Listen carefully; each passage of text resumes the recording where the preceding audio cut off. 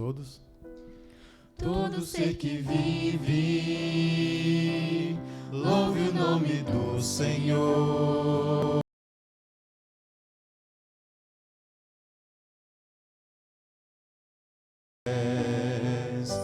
Ao som da sua voz, o universo se desfaz. Não há outro nome comparado ao grande eu sou. E mesmo sendo pó, com tudo que há em mim, confessarei que céus e terras passarão, mas o teu nome é eterno.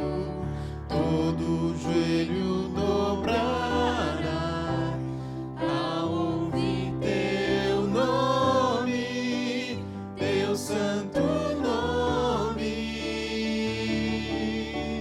Todo ser confessará, louvado seja o teu nome, teu santo nome. Se você é um ser vivente que ama o Senhor, então louve com toda a força, com todo entendimento, com teu coração. Todo ser que vive, louve o nome do Senhor. Toda criatura se derrame aos seus pés. Ao som da sua voz, o universo se desfaz. Não há outro nome comparado ao grande eu sou. E mesmo sendo pó, com tudo que há em mim, confessarei que céus e terras passarão, mas o teu nome é eterno. Todo joelho dobrará ao ouvir teu nome, teu santo nome. Todo ser confessará, louvado seja o teu nome, teu santo nome. Então todo joelho dobrará ao ouvir teu nome, teu santo nome. Todo ser confessará, louvado seja o teu nome, teu santo nome. E mesmo sendo pó, com tudo que há em mim, confessarei que céus e terras passarão, mas o teu nome é eterno. Todo joelho dobrará ao ouvir teu nome, teu santo nome. Todo ser confessará, louvado seja o teu nome, teu santo nome.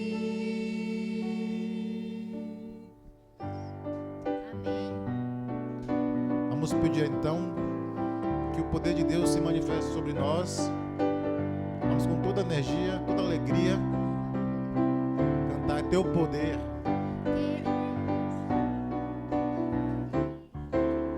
Sorry, cantemos. Queremos te pedir, Senhor, teu poder, teu poder. Só há um meio de vencer, teu poder, teu poder,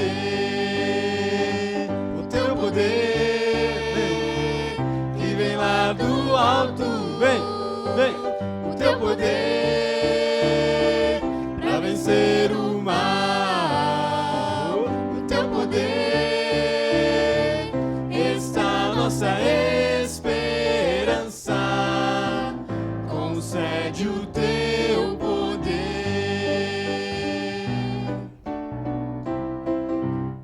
Só as garotas. Estamos tão cansados, Pai, dá o poder, nos dá poder. Os homens. Revive o nosso coração, dá poder, nos dá poder. Todo mundo bem forte. O teu poder que vem lá do alto, vem, vem, o teu poder pra vencer o mal. O teu poder está a nossa esperança. Concede o teu poder.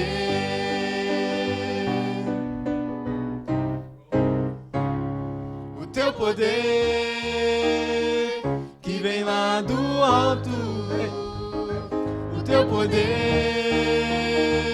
pra vencer o mal. Em teu poder está a nossa esperança. Concede o teu poder. Concede o teu poder.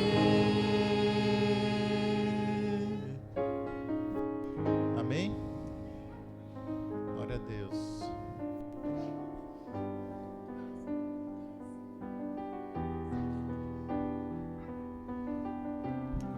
Louvor, para o último louvor, fiquem de pé.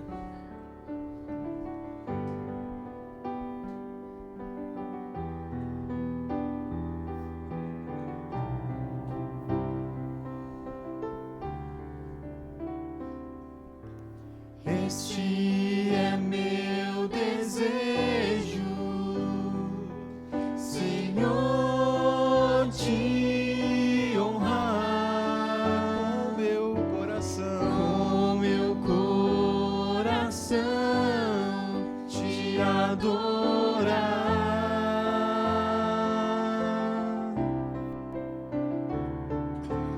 Tudo que há em mim te dá louvor.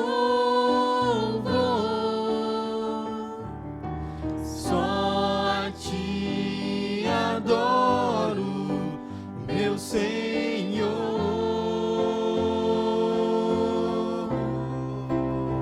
Toma, Senhor, o nosso coração. Toma o meu coração e toda a minha alma. Eu vivo só pra ti, sempre que eu respirar, cada vez que eu acordar. Faz o teu querer. Toma o meu coração. Toma o meu coração e toda a minha alma. Eu vivo só pra ti. Eu vivo só pra ti, sempre que eu respirar, cada vez que eu acordar. Faz o teu querer em mim. Que esse possa ser a nossa oração diariamente. O nosso desejo de sempre honrar ao Senhor. Mais uma vez. Este é meu desejo, Senhor, Senhor, te honrar com meu coração, com meu coração, te adorar.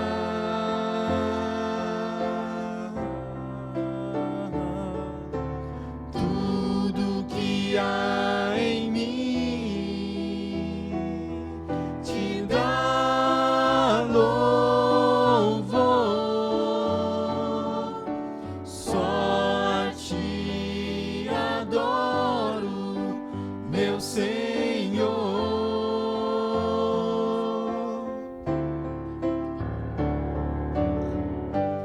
Toma o meu coração e toda a minha alma. Eu vivo só pra ti, sempre que eu respirar, cada vez que eu acordar. Faz o teu querer. Toma o meu em coração. mim.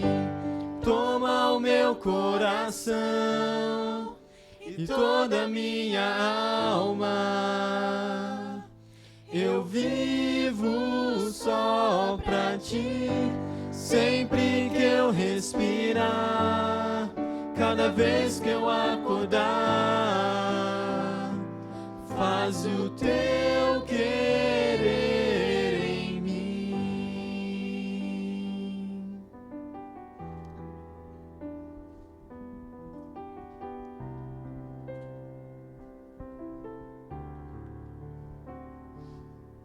Vamos nos colocar de joelho para termos uma palavra com Deus?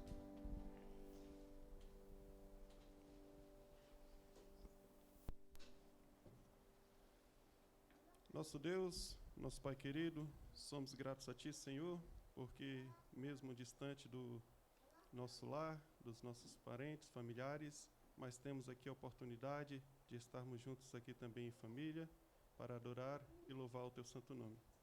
Senhor, vivemos em um mundo também meio complicado, principalmente nesses últimos dias, e cada um de nós aqui temos as nossas necessidades, e neste momento colocamos os nossos pedidos, os nossos anseios, todos em Tuas mãos.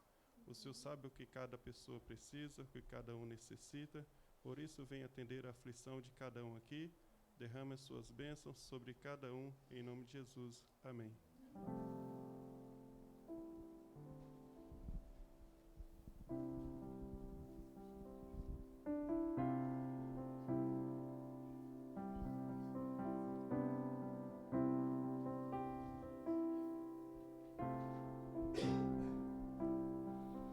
Na oração encontro calma. Na oração encontro paz. Orar a Deus faz bem à alma. Falar com Deus me satisfaz.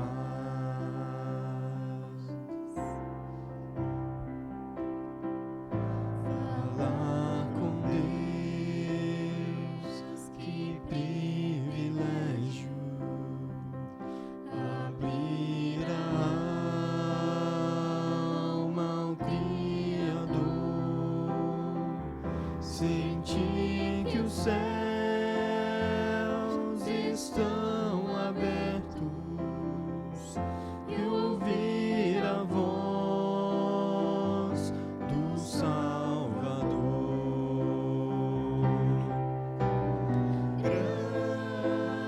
Grande é o nosso Deus e as obras que Ele faz. O seu amor não tem limites, em seu perdão encontro paz.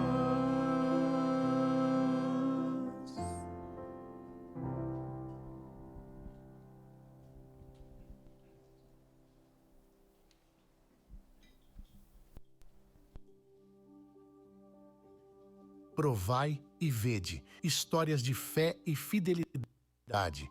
História de hoje. Uma comunidade de fé. Sim, estamos falando do passado.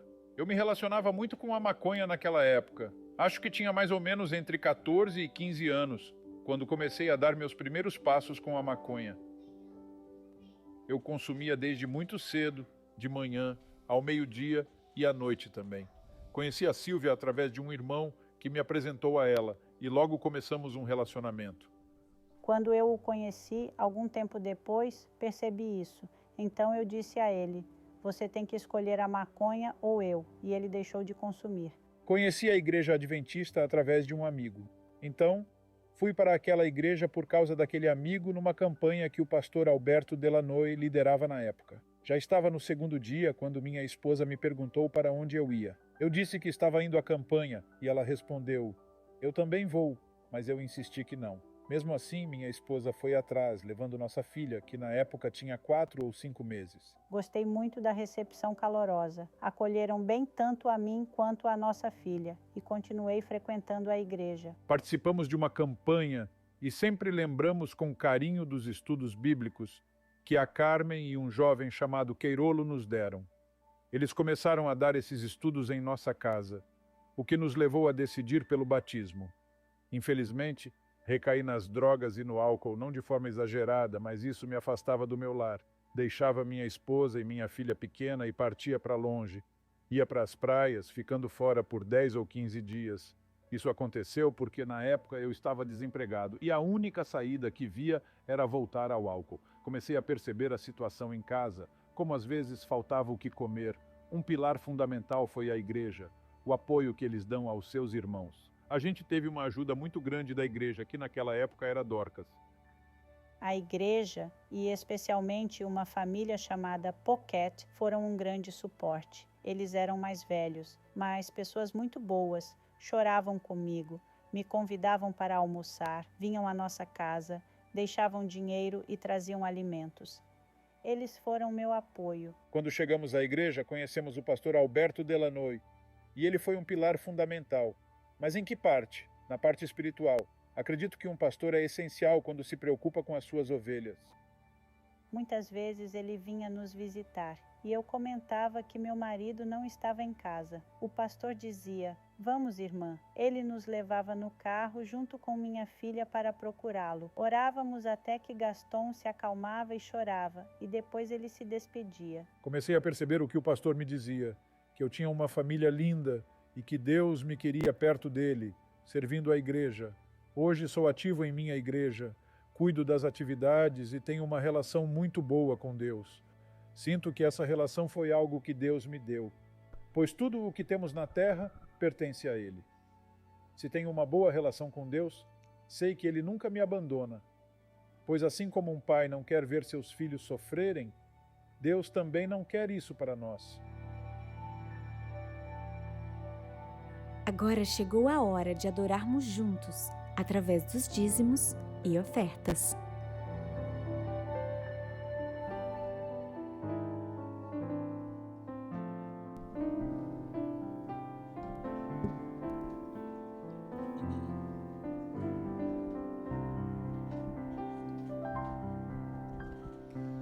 Quero ofertar, quero devolver, quero entregar tudo em fim de coração. Esse é o meu louvor, minha gratidão.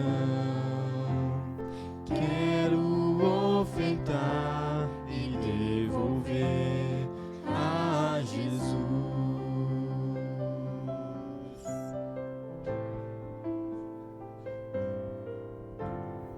Bênçãos sem medidas, bênçãos de amor.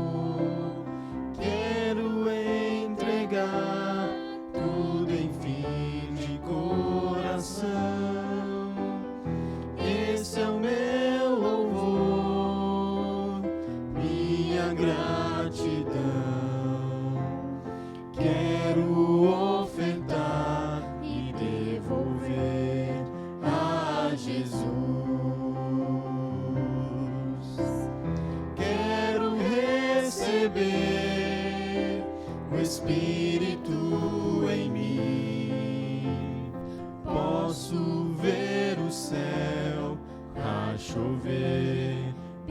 bênção sem fim.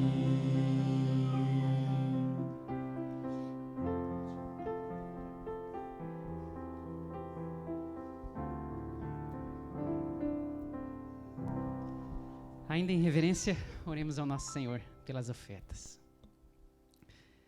Grandioso Deus, nosso Pai, obrigado mais uma vez por todo o teu amor, Pai. Obrigado por tudo que o Senhor nos dá, porque a tua misericórdia ela não tem preço, Senhor. E nesse momento nós estamos aqui como teu povo, entregando as nossas ofertas e os nossos dízimos como uma gratidão a ti, Senhor. Obrigado por tudo que o Senhor tem nos feito e nesse momento nos ajuda a entender, Pai, que nossos talentos, nossos dons, tudo aquilo que temos, Pai, que possamos investir no Evangelho, que possamos pregar o Evangelho, que possamos, tudo que venhamos a fazer, seja para a honra e glória do Teu nome. Nos ajuda, Senhor, a crescer como igreja, nos ajuda principalmente a levar a mensagem àqueles que necessitam. E nós te pedimos isso em nome de Jesus. Amém.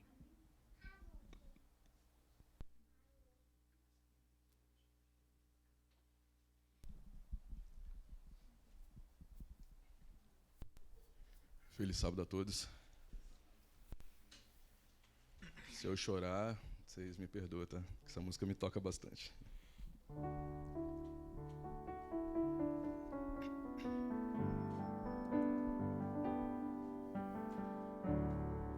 Eu não preciso ser reconhecido por ninguém.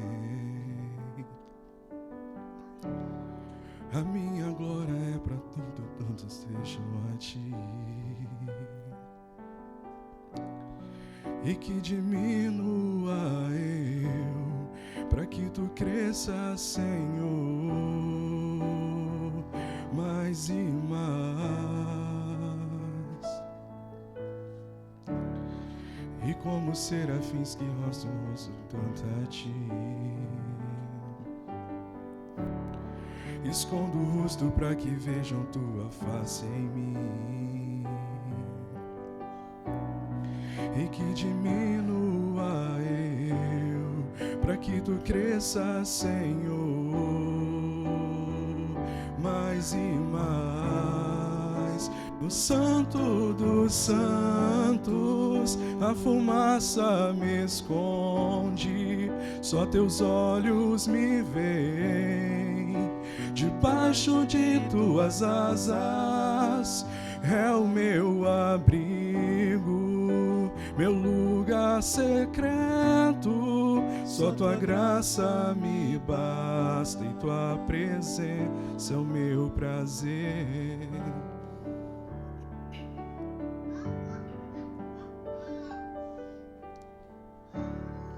Eu não preciso ser reconhecido por ninguém.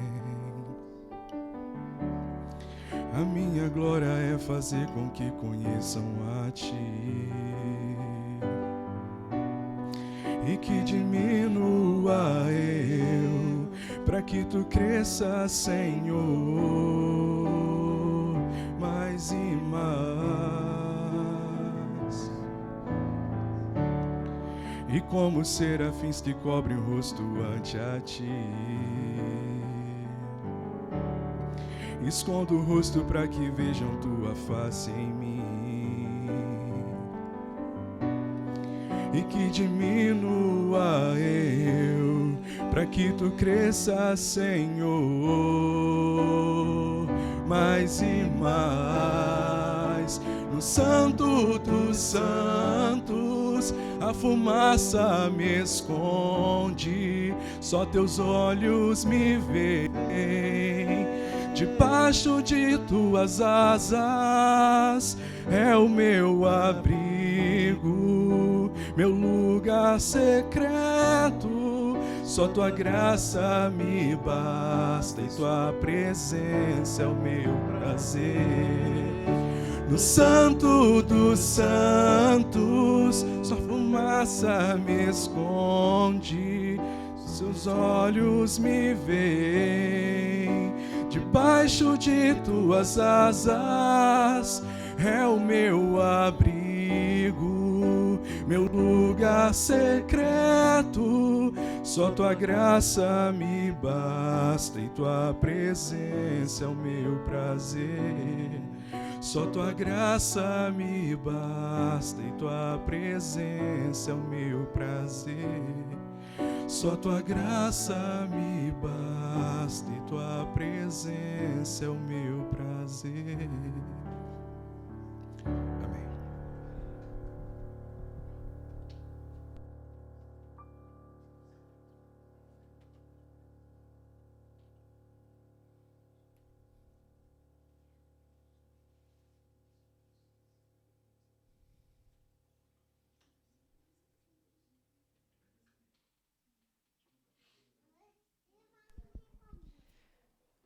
Um feliz sábado a todos.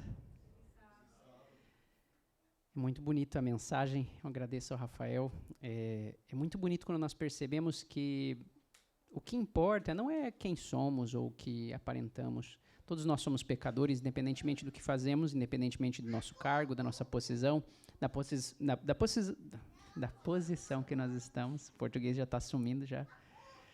Amigos, o que eu quero dizer para vocês é que não importa o que você faz, não importa o quão próximo você crê estar de Deus, todos nós somos os mesmos diante de Deus. Todos nós merecemos apenas uma coisa: o salário do pecado é a morte. Mas pela graça de Cristo Jesus, eu e você, nós temos uma oportunidade, e independentemente, como eu já disse, do que você faz, Deus, Ele quer ter um relacionamento com você. Deus, Ele quer ter um relacionamento hoje com você. E eu não sei, às vezes, o que pode te impedir. Não há coisa que possa te impedir, porque Cristo Jesus é aquele que fala que não há coisa alguma que pode te separar do amor de Deus. Deus, Ele te ama, não importa o que você fez. Então, independentemente daquilo que você sente, hoje eu quero convidar você a sentarmos aqui juntos, estudarmos a palavra de Deus. E eu quero te dizer certamente que Deus é contigo, que Deus não te culpa. Deus não veio para acusar ninguém. Deus veio para perdoar. Deus veio para te chamar, para ter um relacionamento com Ele. Amém? Então, neste momento, entreguemos a nossa vida ao Senhor e clamemos para que Ele esteja conosco e nos ajude a compreender cada vez mais a respeito da sua vontade. Oremos. Querido Deus, nosso eterno Pai, mais uma vez nos colocamos aqui como Tua igreja, em Teu santo dia, diante da Tua presença, Senhor. Não somos dignos de estar diante de Ti. Assim como os anjos cobrem-se de sua presença, nós não temos nada digno a mostrar a Ti, Senhor. Mas pelo sacrifício de Cristo Jesus, hoje clamamos, Pai. Queremos ter uma vida ao Teu lado, porque reconhecemos o Senhor como nosso Criador e nosso Salvador. Mais uma vez, Senhor, clamamos, transforma a nossa vida, nos ajuda a enxergar aquilo que verdadeiramente importa e poder entender a Tua verdade através do estudo das Escrituras. Por favor, Senhor, envie o Espírito Santo para iluminar o nosso caminho, para que hoje, ao estudar a Tua palavra, a Tua vontade fique em nossa mente. E é isso que nós te clamamos, pelo poder que há no nome de Cristo Jesus. Amém. Bom, meus amigos, durante essa semana, nós temos conversado um pouquinho a respeito de quais são as crenças da Igreja Adventista. Nós conversamos um pouquinho desde o princípio de todo um engano que existe, a maneira como nós enxergamos as Escrituras, a maneira como nós nos relacionamos com Deus, a tentativa de Deus de diversas vezes ter um relacionamento com o seu povo, mas nós, infelizmente, diversas vezes quebramos esse relacionamento com Deus. Somos nós que nos afastamos, somos nós que, assim como Adão, ao pecar, nos afastamos do Pai, corremos da sua presença, quando na verdade Ele está sempre nos perguntando: onde estás? Porque Deus hoje Ele quer estar contigo. Como eu disse, não há nada, às vezes nós nos envergonhamos e nos afastamos dEle, quando na verdade Ele é aquele que estende a sua mão e fala: eu quero habitar com vocês. E muitas vezes nós nos perdemos numa falsa religião por causa de falsas expectativas. Nós muitas vezes pensamos que Deus tem que fazer algo do jeito que a gente quer na nossa vida e muitas vezes nos frustramos quando não recebemos aquilo que esperamos. A pessoa que muitas vezes clama a Deus por uma libertação, mas às vezes a libertação não vem do jeito que ela esperava. Muitas vezes há aqueles que clamam por um amor na vida, mas muitas vezes Deus não quer colocar algo neste momento. Muitas vezes nós queremos um emprego melhor, uma situação melhor na nossa vida, mas nós acabamos esquecendo de enxergar as bênçãos que Deus coloca ao nosso redor. e perdemos a simplicidade da vida. Acabamos buscando aquilo que o mundo quer oferecer e deixamos de lado a sua palavra. Eu vou pedir para o pessoal aqui, um passador de slide. Vamos ver se está funcionando. Certo. Nós vamos conversar um pouquinho sobre os discípulos e a espera por um libertador. Porque assim como nós, os discípulos também tinham falsas expectativas. Os discípulos tinham a ideia de que Cristo viria, na verdade, para salvá-los da opressão política que existia naquela época. Não só a opressão política, como também toda a dificuldade de vida. Eu quero que você imagine a situação em que os discípulos viviam. Viviam em uma época onde praticamente era uma escravidão, onde o Império Romano estava ali tomando por toda a conta ali da região de Jerusalém, de Israel, e naquele momento eles tinham que pagar taxas imensas. Eles tinham até raiva daqueles que ajudavam o governo em alguma posição. É por isso que quando a gente vê ali que eles tinham raiva dos cobradores de impostos, porque é mais ou menos assim. Imagine que você está sobre uma opressão de um outro governo, que não é o seu povo não cresce, esse povo oprime você e cobra ainda juros e taxas absurdos de vocês.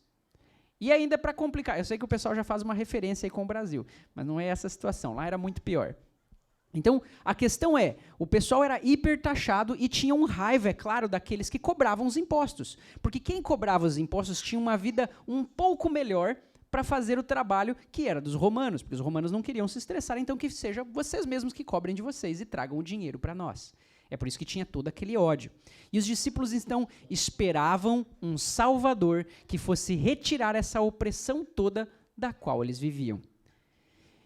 Em Lucas 24, 21, diz assim, ora, nós esperávamos que fosse ele quem havia de redimir a Israel, mas depois de tudo isso, é já o terceiro dia desde que essas coisas aconteceram. Após a morte de Cristo Jesus, os discípulos viveram uma grande decepção. Todos eles estavam muito chateados porque, embora Cristo tivesse falado diversas vezes que era necessário que ele morresse, eles não tinham entendido.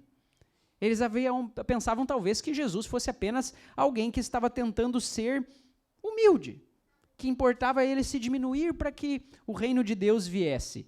E até mesmo algumas pessoas entendem errado a traição de Judas. Na verdade, o erro de Judas não foi a entregar Jesus. O erro de Judas foi não aceitar o perdão de Deus. Porque Judas, naquele momento, quando ele via todas as coisas acontecendo, ele achava que faltava alguma coisa para empurrar Jesus para acontecer logo uma rebelião. E ele pensou, se Jesus não fizer alguma coisa, eu vou empurrar ele para ele descer a espada na galera, a gente começar uma repressão. Então, quando Judas vai lá e entrega Jesus, eu quero que vocês entendam, tem gente que não entende, não é pelo dinheiro. E vocês já vão entender por quê.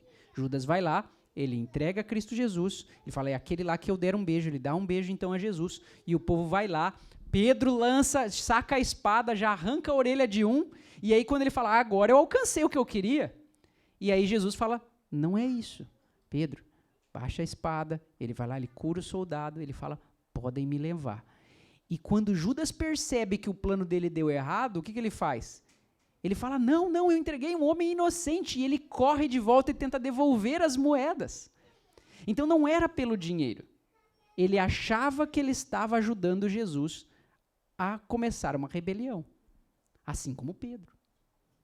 Então nós vemos que, na verdade, eles tinham falsas expectativas. Tanto é que Judas sentiu tamanha pressão que ele saiu, então, tão arrependido e, então, enforcou-se a si mesmo.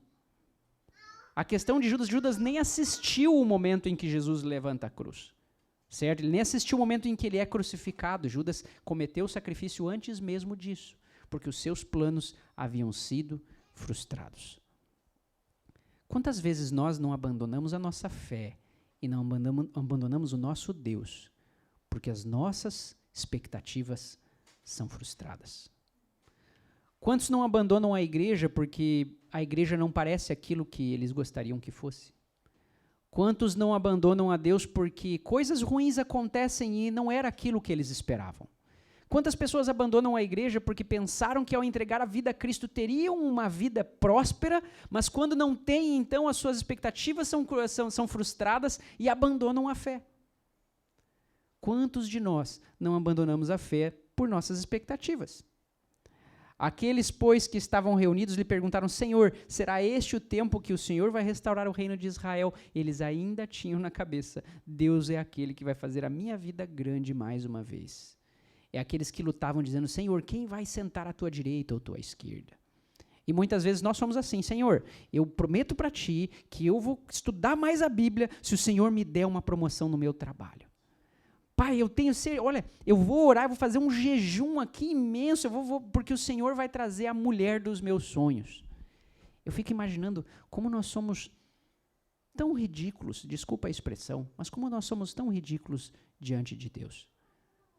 Porque não há consenso nenhum. Nós olhamos para o Antigo Testamento, assim como foi cantado na canção. O profeta, ele tinha vergonha de estar à presença de Deus. Senhor, eu quero esconder a minha face porque eu não sou digno da tua presença. E nós somos aqueles que pisamos à frente de Deus e falamos: o Senhor vai me dar isso aqui, senão eu não vou te seguir. É uma imagem totalmente diferente, é outra divindade.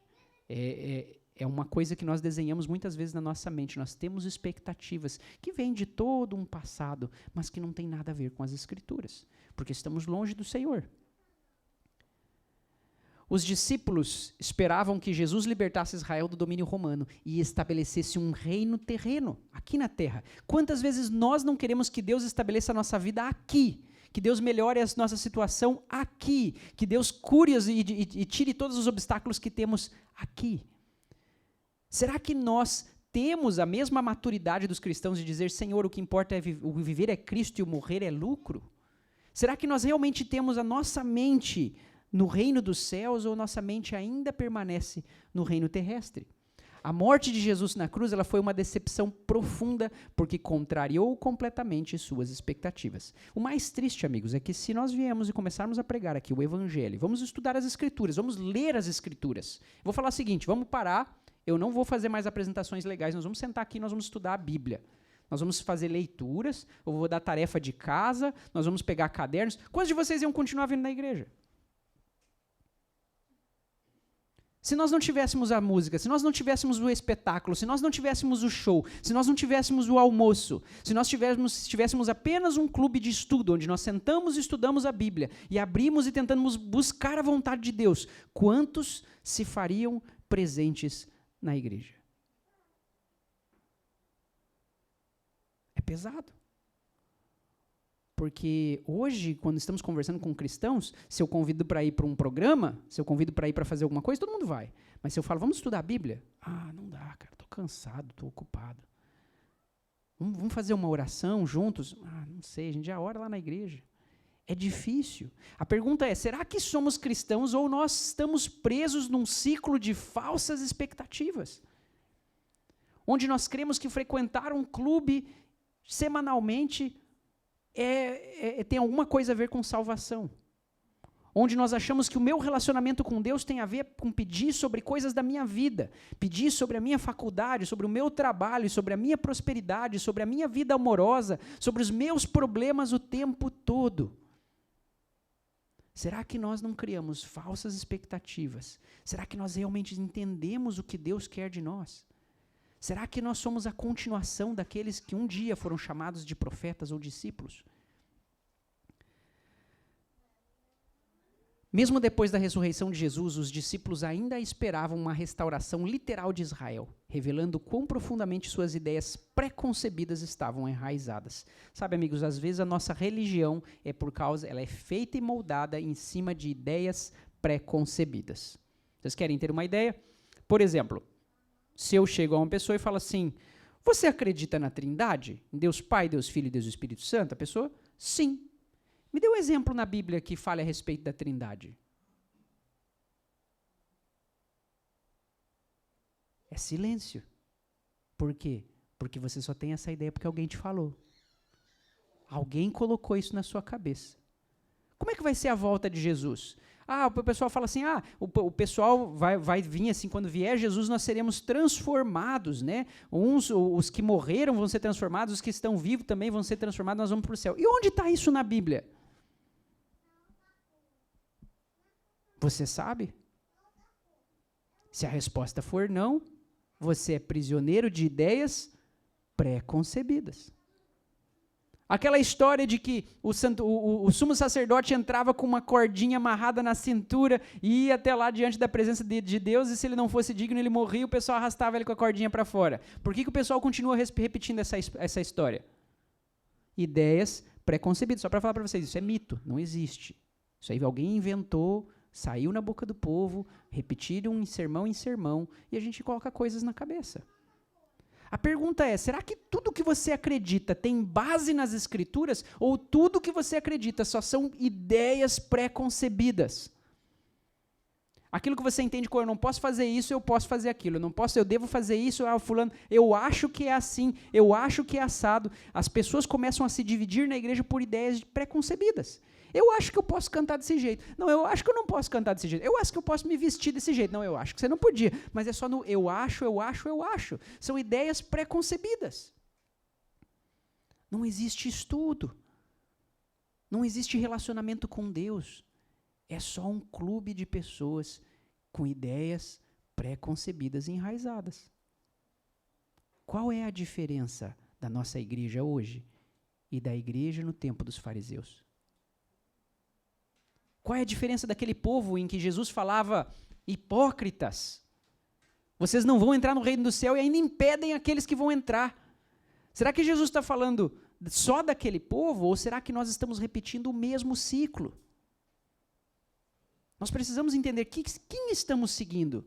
Estamos seguindo os mesmos costumes religiosos antigos ou estamos seguindo verdadeiramente o Salvador, a Cristo Jesus? Continuando. Muitas vezes somos cegos pelo desejo pessoal. A crucificação foi vista como o fim de todas as esperanças, porque para eles o Messias não podia morrer assim. Em Mateus 16, do verso 21 ao 23, quando Cristo fala para Pedro que eu vou ter que morrer, Pedro fala, não, Senhor, é melhor o Senhor, se o Senhor fugir, né, o Senhor fazer o que é certo, e Jesus falou o que para ele? Afasta-te de mim, Satanás. Muitas vezes nós queremos andar contrários aos planos de Deus.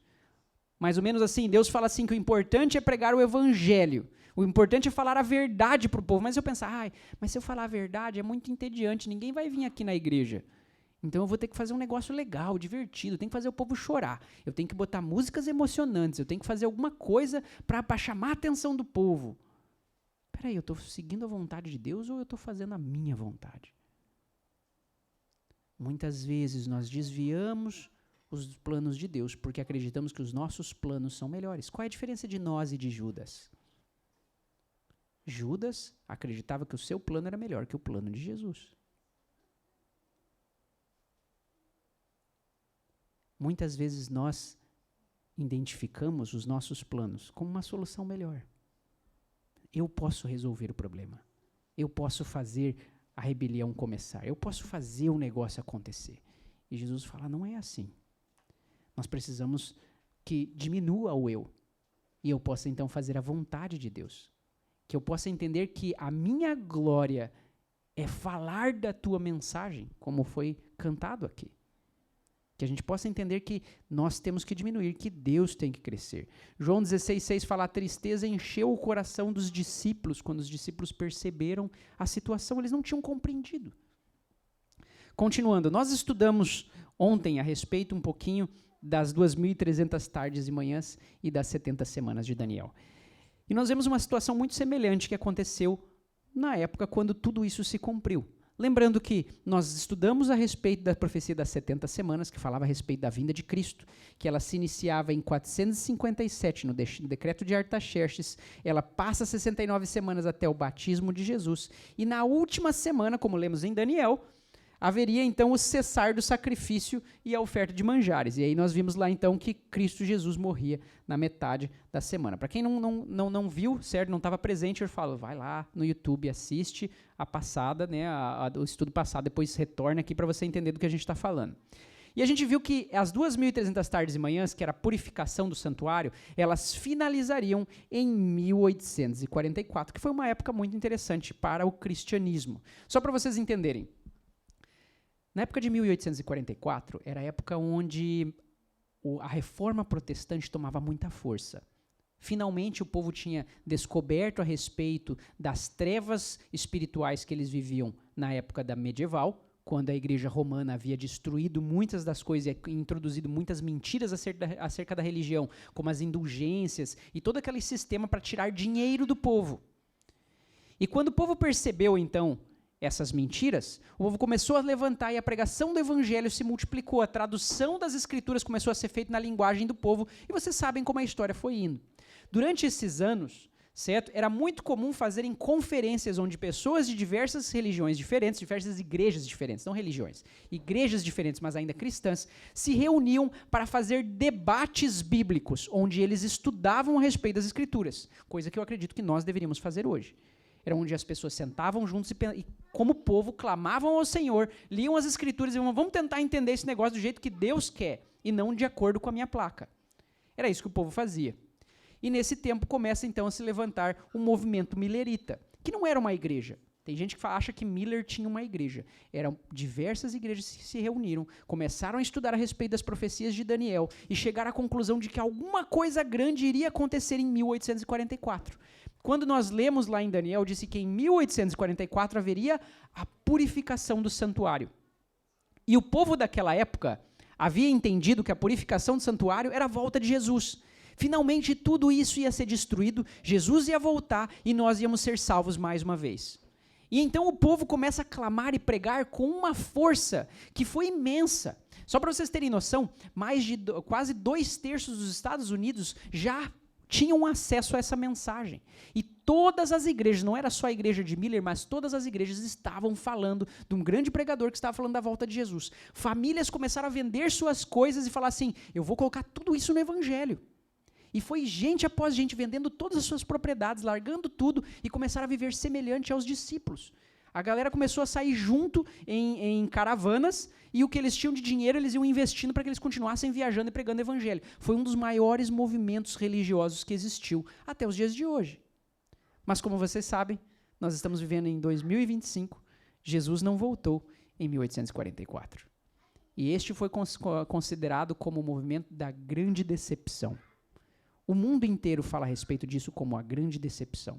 Até hoje, tanto alguns que continuaram crendo, algumas outras vertentes, assim como a igreja adventista, é ridicularizada por alguns outros evangélicos pela ideia de que eles estão errados. Eles ainda estão presos naquela ideia de que Jesus está voltar e agora estão inventando desculpas. E realmente eu concordaria com eles se eu não fosse um adventista. A diferença é que eu queria saber o que aconteceu. Eu queria estudar as escrituras.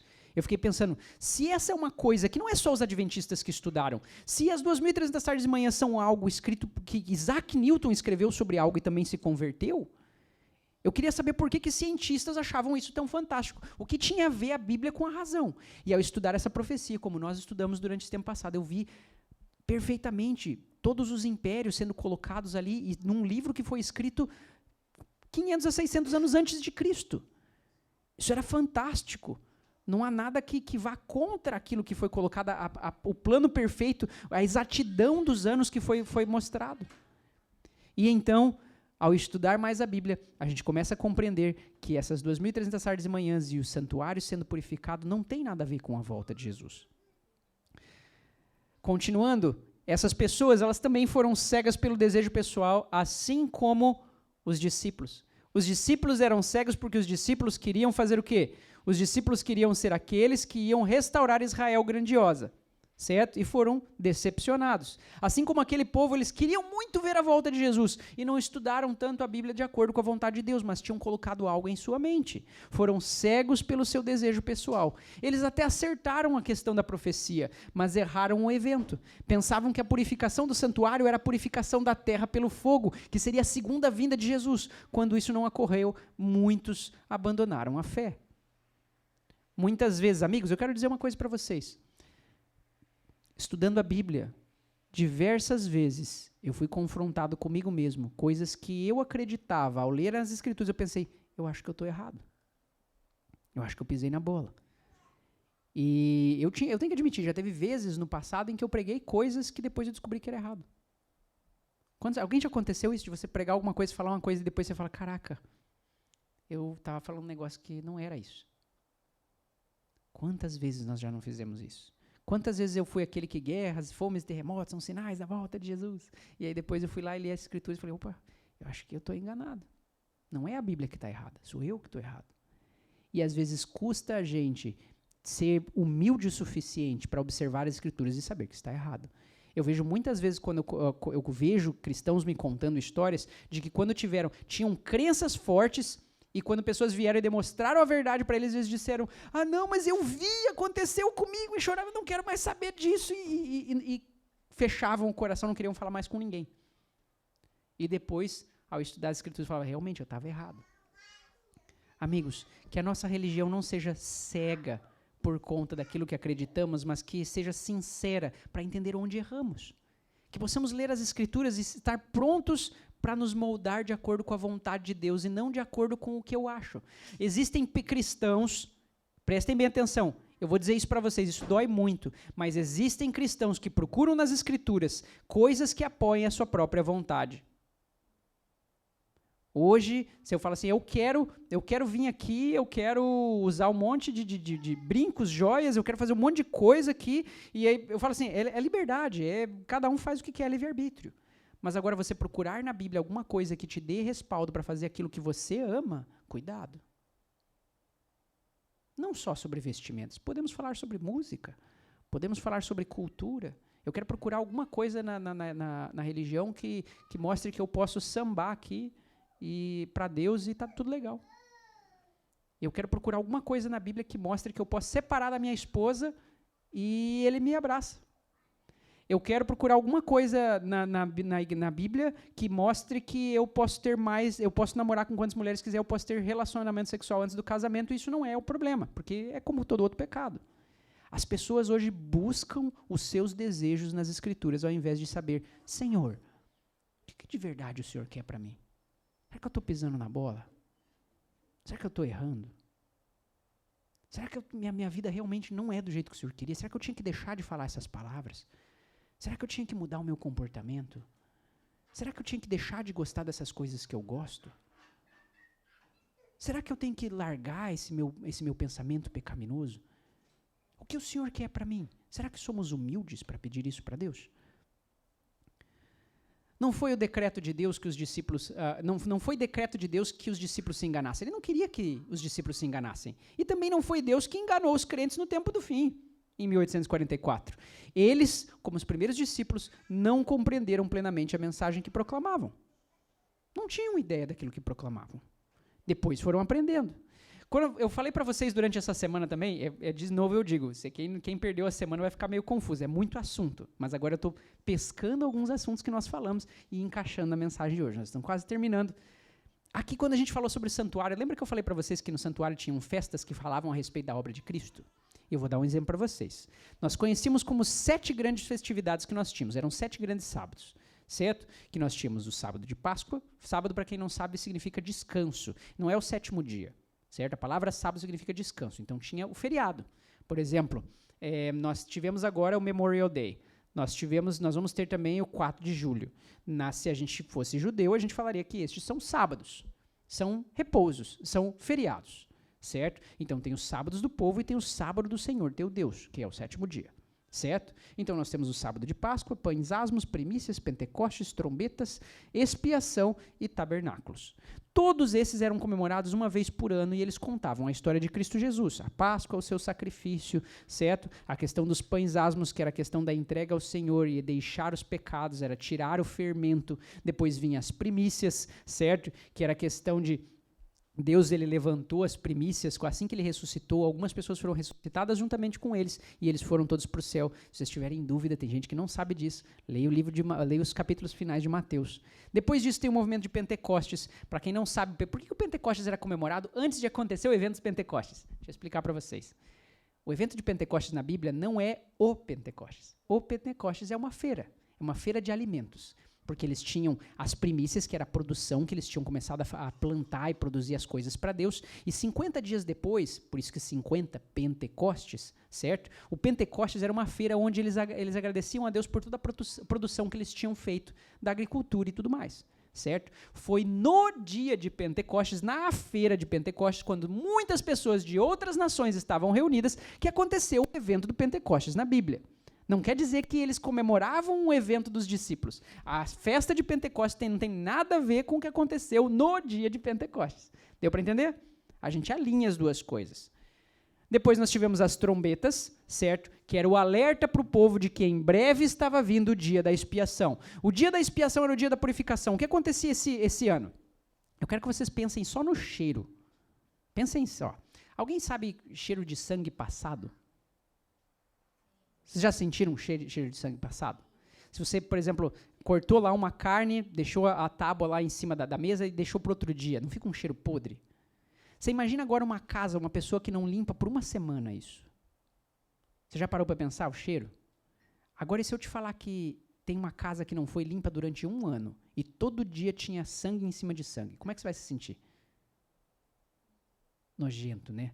Eu vou explicar para vocês. Lembra do santuário que a gente tinha estudado? Eu vou explicar para vocês aqui. Digamos que esse aqui era o santuário. E lá na frente eles faziam o sacrifício. Quando havia o sacrifício do cordeiro, que o cordeiro era imolado pelo pecador, certo? Então eles tiravam uma baciazinha desse sangue, eles iam até a pia, eles se lavavam e levavam esse sangue para dentro do santuário. Quando eles chegavam no santuário, tinha o véu que separava o santo do santíssimo, lembram? Então o que eles faziam? Eles pegavam o sangue, certo? Dessa vasilha do cordeiro e aspergiam na cortina. Você já imaginou agora cortina com sangue? E aquilo não era lavado. Não era lavado durante 1 ano. Isso só era lavado no dia da expiação. Então você deve pensar, nossa, o cheiro do santuário é terrível, é podre. Você sabe o que isso significa? É a presença do pecado diante de Deus.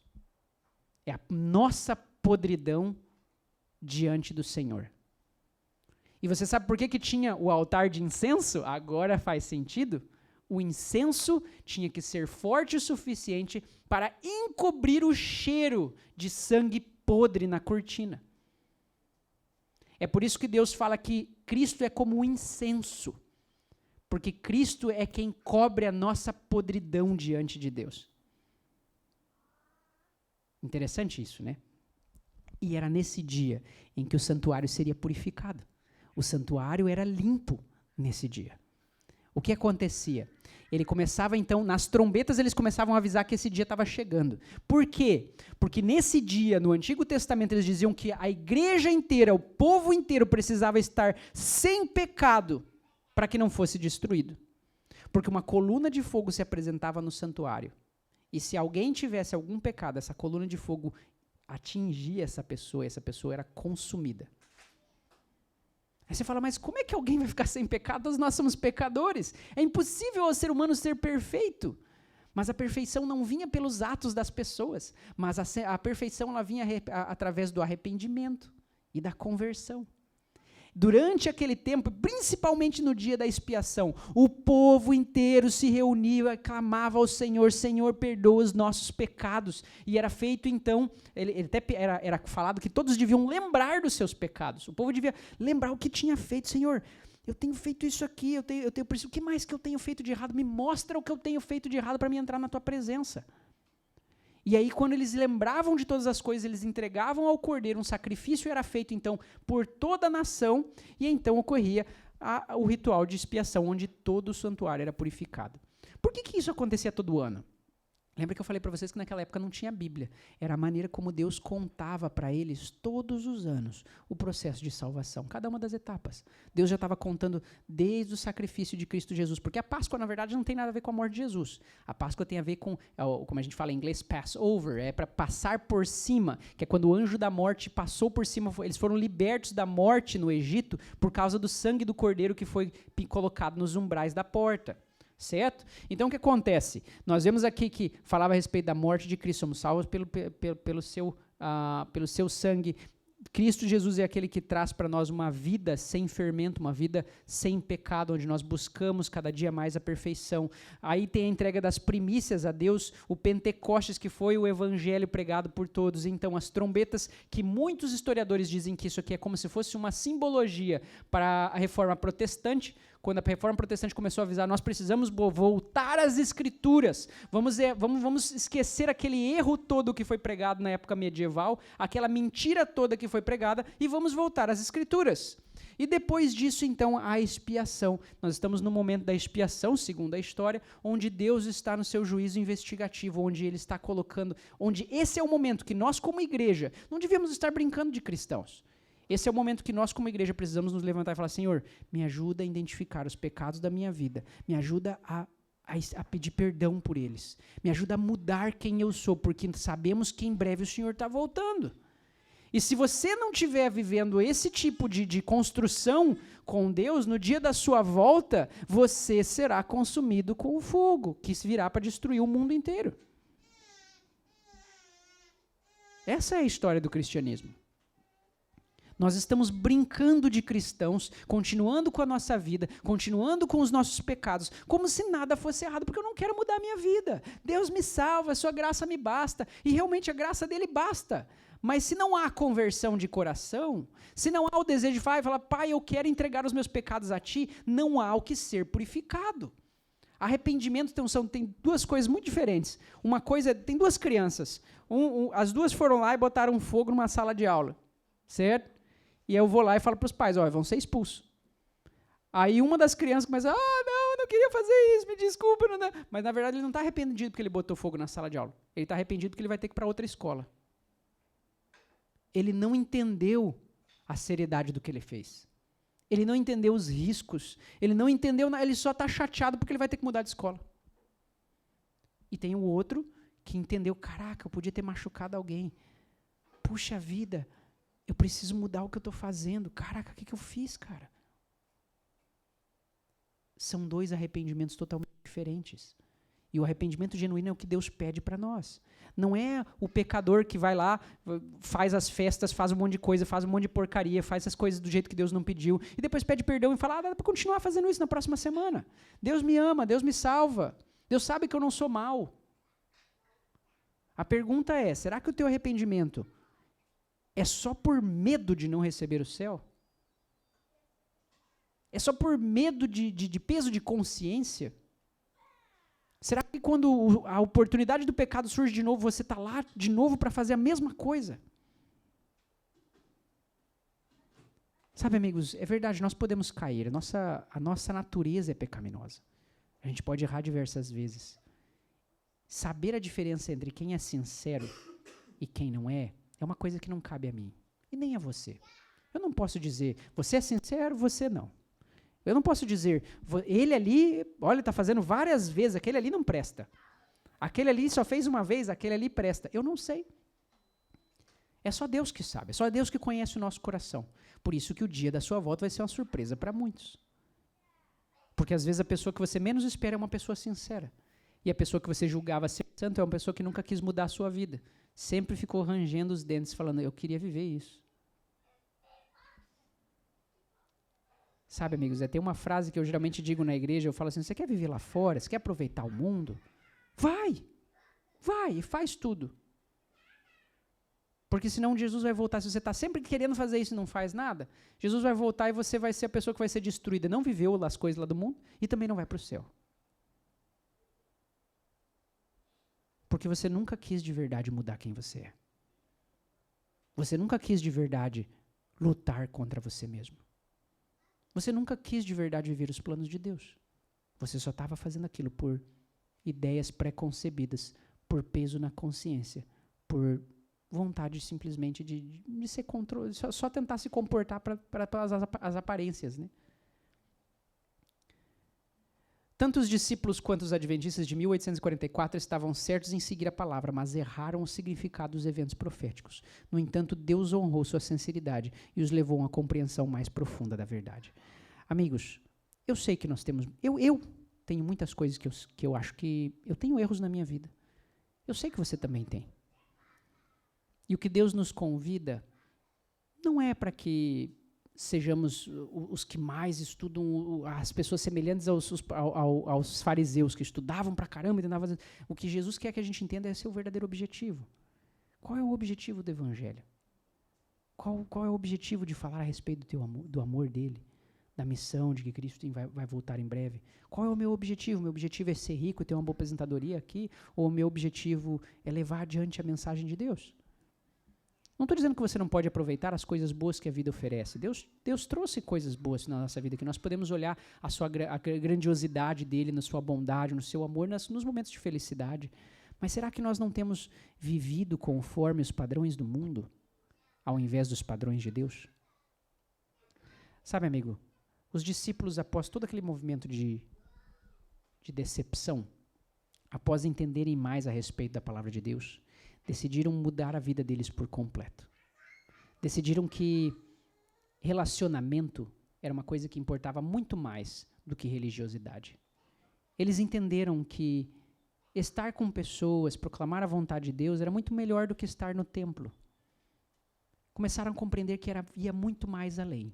Abandonaram suas vidas, passaram a partir para pregar o Evangelho, tinham um novo objetivo no seu coração. E toda vez, no primeiro dia da semana, eles se reuniam então para fazer uma ceia ao Senhor. Essa ceia não era simplesmente um evento religioso. Essa ceia era para lembrar qual era o verdadeiro objetivo da nossa vida.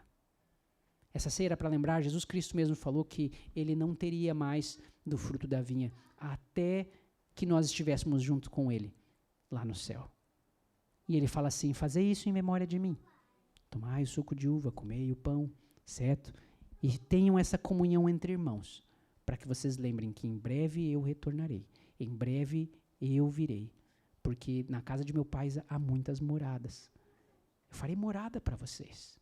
Eu terei um lugar de vocês. E tenham bom ânimo. Eu sei que no mundo tereis aflições, mas tenham de bom ânimo porque eu venci o mundo. E eu sei que as coisas de Deus parecem loucura. Parece loucura você parar de focar nas coisas materiais e você focar no relacionamento, você focar no amor, você focar na mensagem de esperança. Mas eu digo para vocês, se você entender de fato o foco da vida, você vai entender o relacionamento que Cristo Jesus quer ter com você. Cristo hoje quer ter um relacionamento com você. Cristo hoje quer andar ao teu lado. E a pergunta é, qual vai ser a sua resposta? Amigos, nesse momento eu gostaria de orar mais uma vez pela nossa igreja. Orar pelo nosso povo.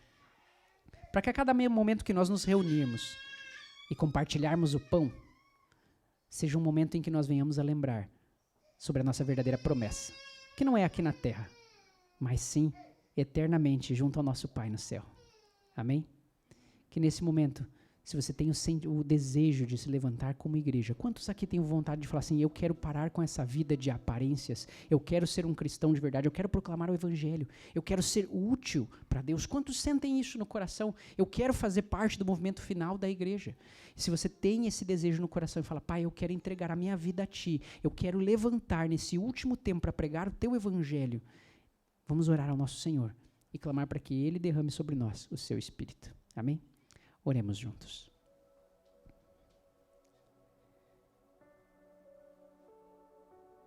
Querido Deus, nosso amado Pai, nesse momento nós nos colocamos à Tua presença, Senhor, e clamamos para que o Senhor envie o Espírito Santo às nossas vidas. Pai, quantas vezes nós abandonamos a fé, Senhor. Quantas vezes nós esquecemos de tudo que o Senhor fez no passado por nós e nos encontramos frustrados, ansiosos pelos problemas que temos hoje diante de nós. Quantas vezes, Senhor, esquecemos de fato o verdadeiro objetivo de que em breve o Senhor virá voltar.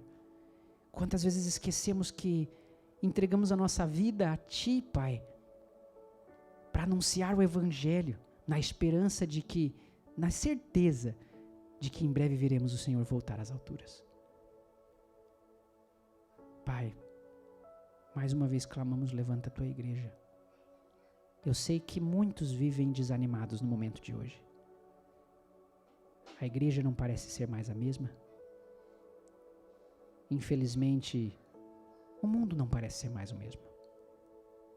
Temos aquele sentimento de que falta algo grande na nossa vida, não temos mais felicidade, não temos mais aquele sentimento de algo completo no coração. Parece que até mesmo as coisas simples da vida perderam o sabor. E muitas vezes, Pai, procuramos respostas, procuramos prazer, procuramos algo que nos preencha longe de Ti. Pai, perdoa as nossas escolhas. Nesse momento nós clamamos, nos ajuda a retornar às Escrituras, assim como os discípulos, assim como o povo de 1844. Que em um tempo de escuridão e de decepção, possamos nos voltar mais uma vez para aquilo que interessa. Possamos entender mais uma vez o relacionamento que o Senhor quer ter conosco. Sabemos que vamos enfrentar dias difíceis daqui para frente. Estamos entrando no último momento da história. E precisamos estar firmes, assim como Daniel foi em Babilônia, assim como José foi no Egito. Que possamos, em meio de uma nação desanimadora, em meio de um reino que não parece ter espaço para a espiritualidade, possamos nos levantar e permanecer de fé, para permanecer de pé, com fé, diante de Ti, Senhor. Nesse momento nós clamamos, Pai, sê conosco, sê com a Tua igreja, e nos ajuda mais uma vez a pregar o Evangelho para aqueles que também estão desanimados. Nos ajuda a compreender que o ânimo e a vontade só irão retornar quando mais uma vez estivermos ligados a Ti, Senhor, buscando como um só fazer a Tua vontade.